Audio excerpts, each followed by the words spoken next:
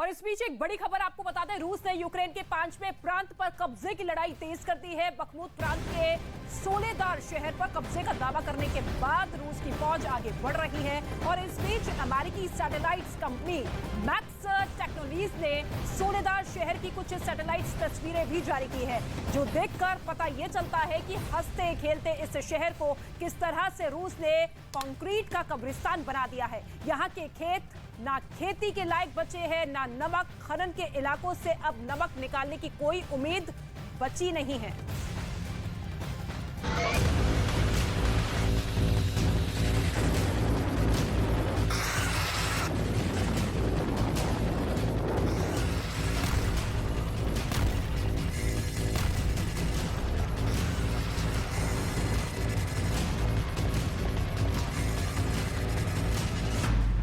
बर्बाद इमारतें, खेतों में गड्ढे, नमक खनन क्षेत्र तबाह। यूक्रेन रूस की जंग का नया मोर्चा बना है। यूक्रेन का बखमुत प्रांत, जहां का जर्रा जर्रा बम के धमाकों, मिसाइलों की मार और रॉकेट की विनाशकारी रफ्तार से सहमा हुआ है। इस बीच बखमुत का हंसता खेलता सोलेदार शहर पूरी तरह बर्बाद हो चुका है। हाल ही में जारी की गई सैटेलाइट तस्वीरों से रूस के भयानक हमले में सोलेदार बुरी तरह झुलसा हुआ नजर आया। अमेरिकी सैटेलाइट कंपनी मैक्स टेक्नोलॉजीज ने बुधवार को बखमुत के सोलेदार शहर की ताजा तस्वीरें जारी की, जिसमें पूर्वी बखमुत प्रांत की बर्बादी दुनिया के सामने आई। तस्वीर नंबर 1, बखमुत प्रांत में खेतों में बड़े बड़े गड्ढे नजर आ रहे हैं। ये गड्ढे बम और मिसाइलों की धमाके से बने। अब इन खेतों को खेती के लायक बनाने में कड़ी मशक्कत करनी पड़ेगी। तस्वीर नंबर 2, सोलेदार में रूस की मिसाइलों के हमले में कई बिल्डिंगों को नुकसान पहुंचा है। अब ये इमारतें इंसानों के रहने के लायक नहीं बची। रूस हमेशा से ये दावा करता आ रहा है कि वो आम लोगों को निशाना नहीं बना रहा है, लेकिन रिहायशी इलाकों की बर्बादी रूस के दावों की पोल खोलती है। तस्वीर नंबर 3, सोलेदार शहर अब तक जंग के 11 महीनों में बचा हुआ था, जो पूरी तरह उजड़ चुका है। रूस के हमले में इस शहर की उम्मीदें दम तोड़ चुकी हैं। सोलेदार शहर नमक खनन के लिए जाना जाता है, लेकिन रूस ने शहर पर जेट, मोर्टार और रॉकेट से हमले कर तहस नहस कर दिया।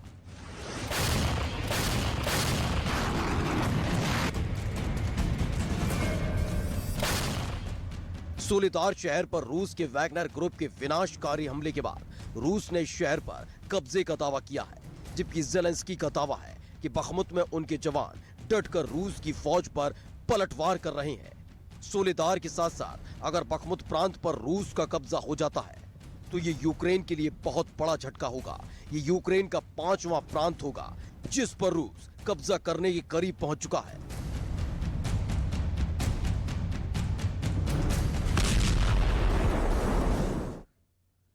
यूक्रेन का बेहद अहम प्रांत बखमुत, जिस पर कब्जे की ये लड़ाई लगातार आगे बढ़ती जा रही है। बखमुत की लड़ाई बहुत भयानक होती जा रही है और जंग के मोर्चे से आए एक वीडियो ने तो हैरान कर दिया है, क्योंकि रूस और यूक्रेन के बीच जारी इस भीषण जंग के बीच ही घायलों की मदद भी की गई।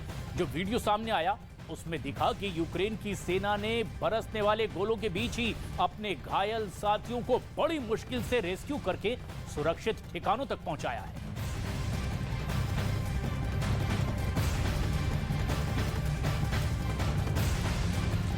और रूस की सरकारी न्यूज एजेंसी तास ने खबर छापी है कि उसकी परमाणु पनडुब्बी बेलगरत ने पोसाइडन टॉर्पीडो को टेस्ट उसका पूरा कर लिया है। और सबसे खास बात यह है कि रूस का पोसाइडन टॉर्पीडो समंदर किनारे बसे अमेरिकी शहरों में रेडियो एक्टिव सुनामी ला सकता है और नौसैनिक अड्डों पर भी तबाही मचा सकता है।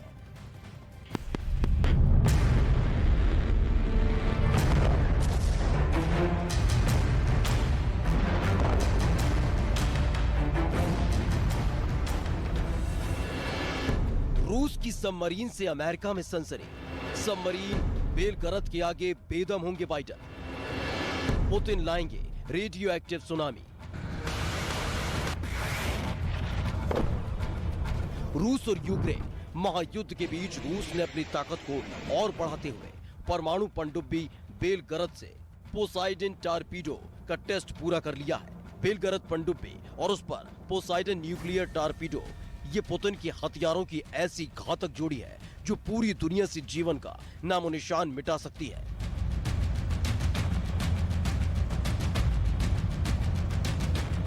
यहां तक कि खुद अमेरिका कहता है कि रूस का पोसाइडन टारपीडो समंदर किनारे बसे अमेरिकी शहरों में रेडियो एक्टिव सुनामी ला सकता है।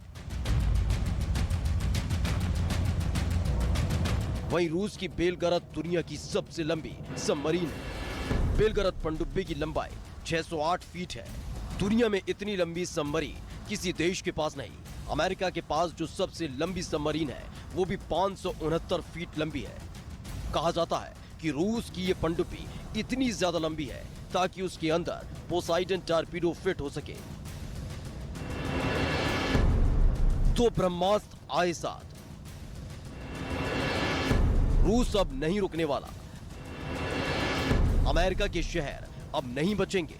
पोसाइडन न्यूक्लियर टारपीडो पुतिन के उन 6 सुपर वेपन में एक है जिसे दुनिया उनका ब्रह्मास्त्र मानती है। रूस का मीडिया तो दावा करता है कि पोसाइडन टारपीडो जापान के हिरोशिमा पर दागे गए बम से भी 100 गुना ज्यादा ताकतवर है। इसलिए पोसाइडन टारपीडो समंदर के किनारे बसे किसी भी शहर को नक्शे से मिटा सकता है। पोसाइडन फटते ही तुरंत तो तबाही मचा ही सकता है, वो इलाके में इतना जबरदस्त रेडिएशन भी फैला सकता है कि दशकों तक वहां जीवन मुमकिन ही ना हो सके। ऊपर से अमेरिकी संसद के रिसर्च इंस्टीट्यूट की एक रिपोर्ट के मुताबिक बेलगरद पनडुब्बी 8 पोसाइडन ले जा सकती है। एक पोसाइडन टारपीडो ही रिकॉर्ड तोड़ बर्बादी लाने वाली बला है। तो 8 पोसाइडन तो जाने क्या तबाही मचाएंगे।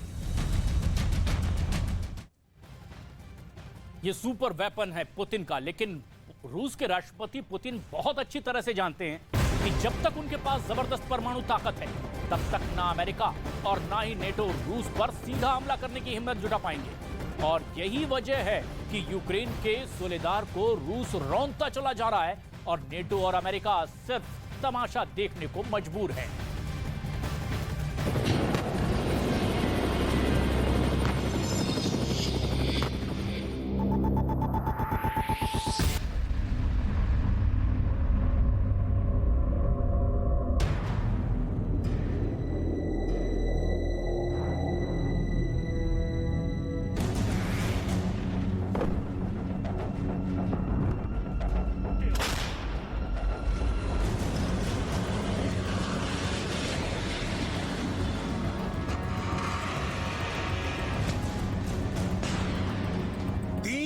किस दिन की भयानक जंग के बाद ये क्यों दावा किया जा रहा है कि राष्ट्रपति पुतिन के पास अब जीतने का सिर्फ एक ही रास्ता है, वो है भयानक परमाणु जंग।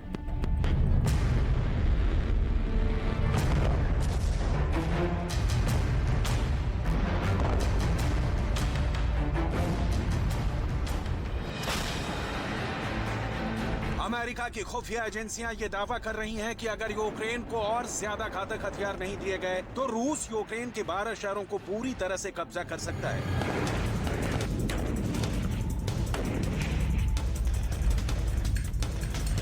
अब नाटो ये कहने को क्यों मजबूर हुआ है कि आने वाली जंग इतनी खौफनाक और भयानक हो सकती है जो दुनिया की 1/3 आबादी का सफाया कर सकती है? क्या वाकई में हथियारों की भारी कमी की वजह से रूस अब सुसाइड मिशन पर निकल चुका है? डिफेंस एक्सपर्ट्स अब ये दावा क्यों कर रहे हैं कि रूस और यूक्रेन की जंग में अमेरिका, ब्रिटेन और नाटो बुरी तरह से फंस गए हैं?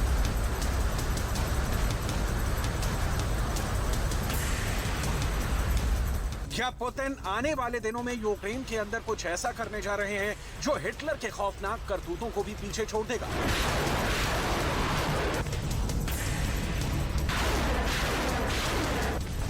लगभग 11 महीने की जंग के बाद अब यूक्रेन में हालात बद से बदतर हो चुके हैं। भले ही यूक्रेन के साथ नाटो के 30 देश अमेरिका और ब्रिटेन खड़े हों, लेकिन जंग के मैदान ये बिल्कुल साफ हो चुका है कि अभी तक यूक्रेन की फौज रूस की सेना को खदेड़ नहीं पाई है।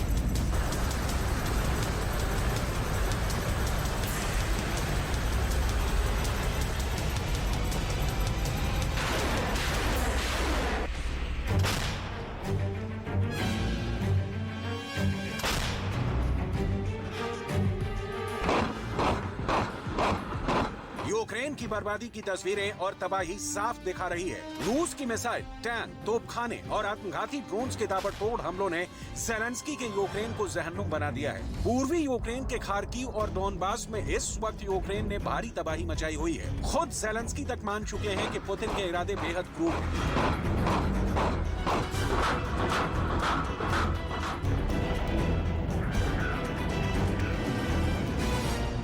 Під час чергового російського обстрілу Херсону сьогодні снаряд поцілив в пункт допомоги Червоного Хреста.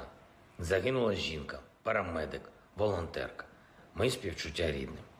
Лише від початку цієї доби Росія вже більше 16 разів обстріляла Херсон. Лише за один день. І так щодня. Сьогодні знову обстрілювались громади Харківської області.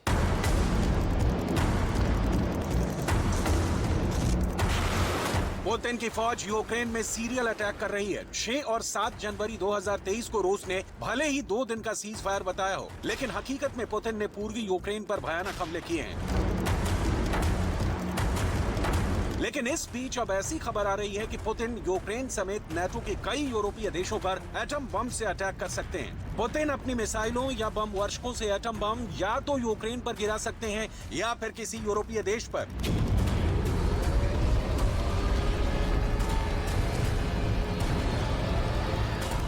पुतिन पहले ही ऐलान कर चुके हैं कि रूस ने अपने घोषको युद्धपोत पर परमाणु मिसाइल ज़िरकॉन को तैनात कर दिया है, जो खुद सेकंड में ही दुश्मन को भस्म कर सकती है।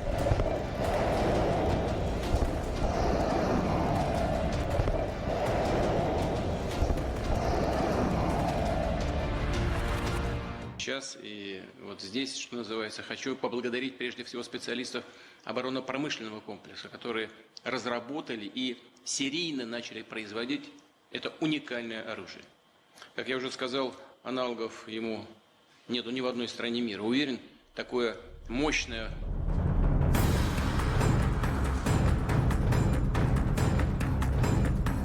अब सवाल उठता है कि जब पुतिन की फौज यूक्रेन में 12 से ज्यादा शहरों पर अपनी मजबूत पकड़ बना चुकी है, तो फिर पुतिन का रूस यूक्रेन पर परमाणु हमला क्यों करेगा? असल में यूक्रेन और अमेरिका की खुफिया एजेंसियों ने एक ऐसा खुलासा किया है जो वाकई यूक्रेन के लिए खुशखबरी के साथ खतरनाक खबर भी है। यूक्रेन और अमेरिका के सीक्रेट एजेंट के दावों के मुताबिक अमेरिकी और यूक्रेनी अधिकारियों ने बताया कि शुरुआती दिनों में रूस ने बड़ी तेजी से यूक्रेन पर हमला किया था।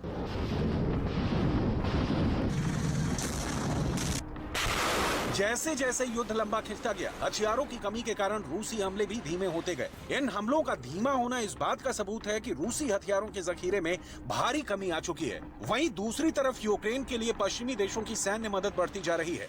हाल ही में अमेरिका और जर्मनी ने ऐलान किया है कि यूक्रेनी सेना को पहली बार बख्तरबंद लड़ाकू वाहनों के अलावा पैट्रियट रक्षा मिसाइल बैटरी भी भेजेगा। डिफेंस एक्सपर्ट्स का मानना है कि रूस के पास हथियारों की कमी और यूक्रेन के पास आधुनिक हथियारों का बढ़ता जखीरा पुतिन को मजबूर कर देगा कि वो यूक्रेन पर रूस की मजबूत पकड़ बढ़ाने के लिए परमाणु हमला करें। हम आपको यूक्रेन और अमेरिका की खुफिया रिपोर्ट के आधार पर बताते हैं कि रूस के पास क्यों और कैसे हथियारों की कमी हो गई है।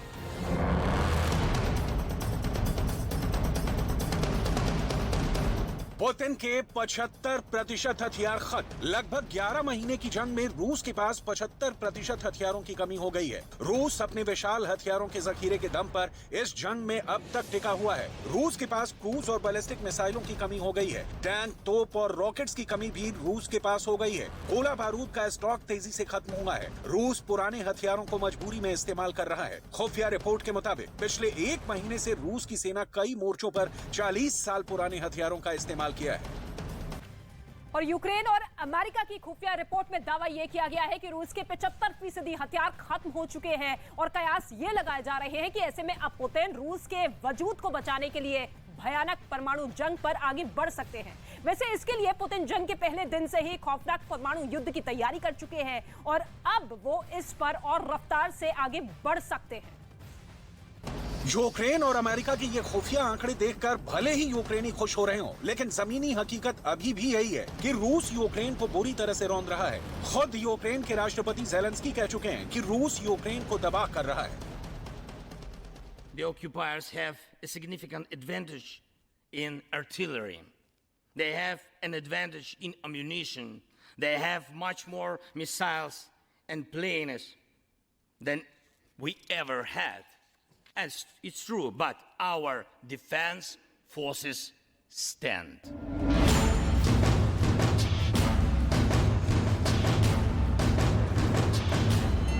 अगर हम यूक्रेन और अमेरिका की खुफिया रिपोर्ट के दावे को सही मान लें कि रूस के 75% हथियार खत्म हो चुके हैं, तो इस खबर में यूक्रेन और नाटो के लिए खुश होने से ज्यादा खबर ये है कि अब पुतिन को रूस के वजूद को बचाने के लिए भयानक परमाणु जंग करनी हो, और इसके लिए पुतिन जंग के पहले दिन से ही खौफनाक परमाणु युद्ध की तैयारी कर चुके हैं। पुतिन ने बेलारूस में जहां अपनी परमाणु मिसाइलें तैनात कर दी हैं, तो वहीं रूस के जंगी युद्धपोत गोर्शकोव पर परमाणु मिसाइल ज़िरकॉन को तैनात करके उसे ब्रिटेन की तरफ भेज दिया गया है। यानी अब पुतिन के पास दो ही रास्ते बचे हैं, या तो परमाणु युद्ध से जंग जीतो या फिर रूस की तबाही देखो। इसीलिए पुतिन के कमांडर और रक्षा मंत्री अब पूरा फोकस परमाणु मिसाइलों पर कर चुके हैं। Корабль, вооруженный цирконами, способен наносить точечные и мощные удары по противнику на море и на суше. При этом особенностью гиперзвуковых ракет «Циркон» является возможность гарантированно преодолевать любые современные перспективные системы ПВО-ПРО.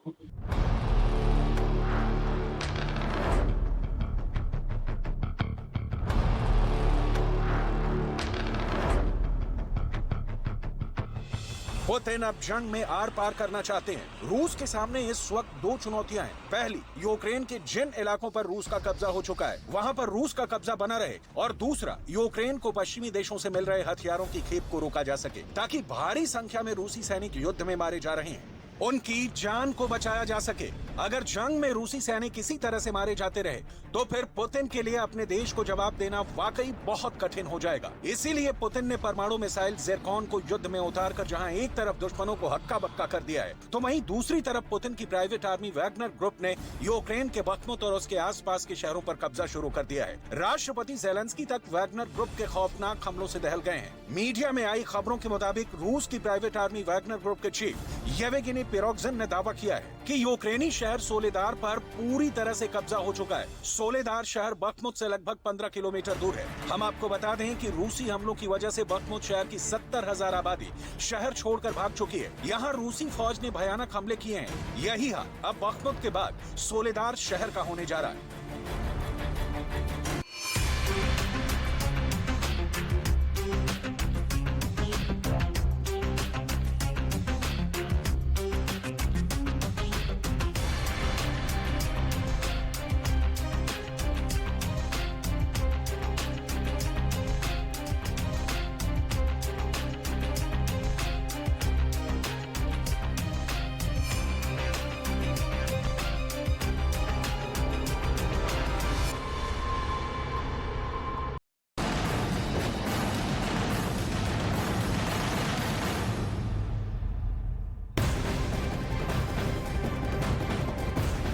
उत्तराखंड के जोशीमठ आपदा से जुड़े इस वक्त की एक और बेहद अहम और बड़ी खबर आ रही है। दिल्ली में अहम बैठक हुई है। केंद्रीय गृह मंत्री अमित शाह ने जोशीमठ के हालात को लेकर के ये बैठक बुलाई। मीटिंग में नितिन गडकरी, भूपेंद्र यादव, गजेंद्र सिंह शेखावत और नॉर्थ और साउथ ब्लॉक के कई बड़े अधिकारी भी शामिल हुए हैं। मंत्रियों और अधिकारियों के बीच में जोशीमठ आपदा को लेकर के मंत्रणा हुई है।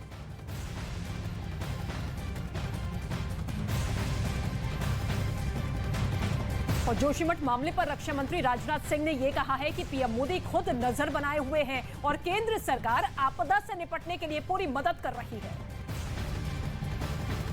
वहाँ के मुख्यमंत्री श्री पुष्कर सिंह धामी, उनकी सरकार पूरी तरह से उसका समाधान करने की कोशिश, जोशीमठ में जो कुछ भी संकट पैदा हुआ है उसका समाधान निकालने की कोशिश कर रहे हैं। और स्वयं इस दृष्टि से हमारे प्रधानमंत्री श्री नरेंद्र मोदी जी चिंता कर रहे हैं और जो भी आवश्यक मार्गदर्शन है वो मार्गदर्शन भी कर रहे हैं। और केंद्र सरकार का अधिकतम जो सहयोग दिया जा सकता है वो सहयोग भी केंद्र सरकार जोशीमठ मामले पर जहां केंद्र सरकार लगातार सहयोग की बात कह रही है, वहीं जोशीमठ मामले पर अब उत्तराखंड की धामी सरकार भी पूरे एक्शन में दिखाई दे रही है। मुख्यमंत्री पुष्कर सिंह धामी जोशीमठ में मौजूद हैं और इस दौरान खुद मुख्यमंत्री धामी ने अधिकारियों के साथ बैठक की, लोगों की सुरक्षा को लेकर निर्देश दिए। इससे पहले सीएम धामी ने प्रभावित इलाकों का दौरा किया तो वहीं प्रभावितों से मुलाकात की, उनके साथ ही वहां रात भी गुजारी। सभी प्रकार के जो हमारे यहाँ पर संगठन हैं, हमारे व्यापारी संगठन हैं, प्रतिनिधि हैं, निर्वाचित प्रतिनिधि हैं और हमारे अधिकारीगण हैं, कर्मचारीगण हैं, व्यापार मंडल के लोग हैं, उन सभी से मिला हूँ और सभी को हमने कहा है कि सरकार पूरी तरह से इस समय जोशीमठ के साथ है, जोशीमठ वाले लोगों के साथ है, आपदा प्रभावितों के साथ है और हर संभव जो सहायता है वो हम लोग करेंगे। प्राकृतिक आपदा आ गई है और आपदा पर आगे का प्लान बनाना, उसकी प्लानिंग करके उसका हर प्रकार से सहायता करना। जोशीमठ आपदा को लेकर मुख्यमंत्री पुष्कर सिंह धामी ने प्रभावित लोगों को भरोसा दिलाया है कि सरकार पीड़ितों के साथ खड़ी है, प्रभावित लोगों के साथ पूरी तरह से न्याय किया जाएगा। मुख्यमंत्री ने आज अफसरों के साथ बैठक की। इससे पहले आज उन्होंने नरसिंह मंदिर में दर्शन पूजन किया।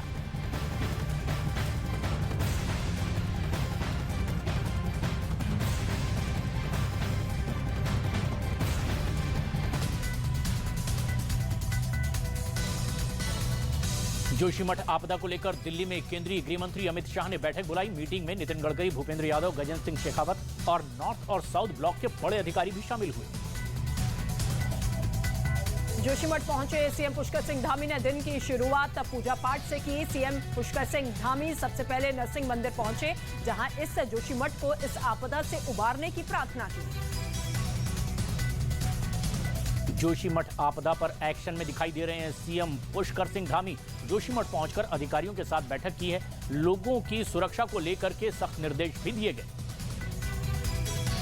अधिकारियों के साथ बैठक से पहले सीएम पुष्कर सिंह धामी ने प्रभावित इलाकों का दौरा किया। हेलीकॉप्टर से पूरे जोशीमठ का निरीक्षण किया। जोशीमठ पहुंचकर मुख्यमंत्री पुष्कर सिंह धामी ने राहत शिविरों में लोगों से मुलाकात की, प्रभावित लोगों से बातचीत की है, लोगों को हर संभव मदद का पूरी तरह से भरोसा दिलाया। मुख्यमंत्री धामी को अपने बीच पाकर के लोगों में भी भरोसा जागा। जोशीमठ आपदा पर दिल्ली हाईकोर्ट में सुनवाई हुई। इस दौरान उत्तराखंड सरकार ने जवाब में कहा कि राज्य और केंद्र सरकार इस मुद्दे पर नजर बनाए हुए है। कई टीमों को जोशीमठ में तैनात किया गया। प्रभावित लोगों को सुरक्षित जगह पर पहुंचाया जा चुका है। जोशीमठ में सर्वे के लिए अब ड्रोन का इस्तेमाल किया जा रहा है। जोशीमठ में हर दिन ड्रोन से ज्यादा प्रभावित इलाकों की मैपिंग करके डेटा वैज्ञानिकों को भेजा जा रहा है। इससे ये पता लगाने की कोशिश की जा रही है कि किन इलाकों में सबसे ज्यादा दरारें पड़ी है। जोशीमठ के अटाली गांव में भी दरार देखने को मिल रही है। जहां कई खेतों में चौड़ी दरारें हो चुकी है, तो वहीं जमीन 3 फीट तक धंस गई है। जोशीमठ के सिंधर इलाके में बना एक मंदिर पूरी तरह से ढह गया। करीब 6 दिन पहले इस मंदिर की दरार आना शुरू हुई थी और इसके बाद दरार बढ़ने लगी और इसी वजह से ये मंदिर पूरी तरह ढह गया। जोशीमठ में धामी सरकार पूरे एक्शन मोड में है। एनडीआरएफ और एसडीआरएफ की टीमें राहत बचाव के काम में जुटी हुई है, जो लोगों को सुरक्षित जगह पर भेजने का काम कर रही है।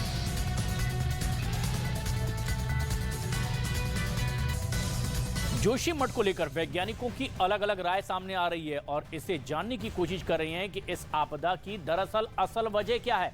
न्यूज 18 ने उत्तराखंड के भूवैज्ञानिक एमपीएस बिस से खास बातचीत की है। उन्होंने आपदा की वजह क्या है ये बताई, आप भी गौर से सुनिए। जिस तरीके से सर जोशीमठ में देखिए, एक तो जगह जगह जो पानी के चश्मे फूट रहे हैं वो तो है ही, एक और जो दिक्कत वहाँ पर बनी हुई है वो दरारें हैं। हल्की दरारें पड़ रही हैं, गहरी होती जा रही हैं, फिर ज़मीन से खिसकते जा रहे हैं। क्या रीज़न इसका आपको लगता है?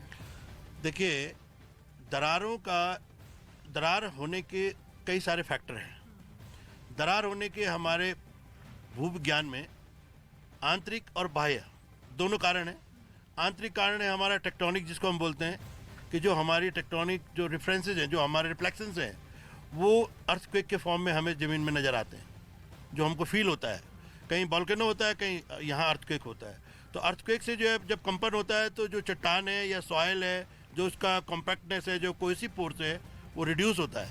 और जब वो ढाल में वो मलबा खड़ा है और ये इस तरह से हिल गया तो स्वाभाविक है उस मिट्टी में थोड़ा बहुत शिफ्टिंग होती है, दरारें होती है, जॉइंट हैं, फिशर्स हैं रॉक के अंदर, जो ऑलरेडी एग्जिस्टिंग फिशर्स है, जैसे कि हमारे हिमालयन रॉक में कॉमनली देखा गया है। तो वो फिशर का भी जो है वाइडनिंग होती है। तो उस वाइडनिंग की वजह से धीरे धीरे करके वो चौड़ी होती है, जिसको आप कह रहे हैं चौड़ी हो रही है, या जिसको आप कह रहे हैं मिट्टी के खेत जो है धीरे धीरे करके चौड़े हो रहे हैं। तो एक रीज़न तो वो है। दूसरा जो है एक्सटर्नल फोर्सेज है। एक्सटर्नल फोर्सेज में हमारे पास बहुत सारे फैक्टर हैं, जिसको हम बोलते हैं एंथ्रोपोजेनिक बेसिकली। तो एंथ्रोपोजेनिक में आपका vibration of the vehicles, load, over excess load, and the all construction work which you are doing, whether for the, चाहे हम वो मकान बनाने के लिए कर रहे हैं, चाहे वो हम सड़क बनाने के लिए कर रहे हैं, चाहे वो पुल बनाने के लिए कर रहे हैं, चाहे वो टनल बनाने के लिए कर रहे हैं। तो ये जो एक्टिविटीज होती है ह्यूमन इंटरफेरेंस की, ये कहीं ना कहीं इसको एक्सेलरेट करती है। जोशीमठ के सेंधर में मंदिर पूरी तरह से ध्वस्त हो गया है। इससे पहले न्यूज 18 इंडिया ने इसी मंदिर में आई दरारों की खबर दिखाई थी और ये दो तस्वीरें अब हम आपको दिखा रहे हैं। पहली तस्वीर में देख सकते हैं कि आज किस तरह से ये पूरी तरह से ढह चुका है मंदिर। सेंधर इलाके में बने मंदिर की दीवार गिर गई है, इसकी वजह से मंदिर ध्वस्त हो गया है। दूसरी तस्वीर है 6 जनवरी की, जब इस मंदिर में दरारें पड़नी शुरू हुई थी। उस दौरान इस मंदिर की छत और पिलर पर मोटी मोटी दरारें देखी जा सकती थी, लेकिन ये दरारें वक्त के साथ साथ बढ़ती चली गई और आखिरकार ये पूरा मंदिर का निर्माण ध्वस्त हो गया।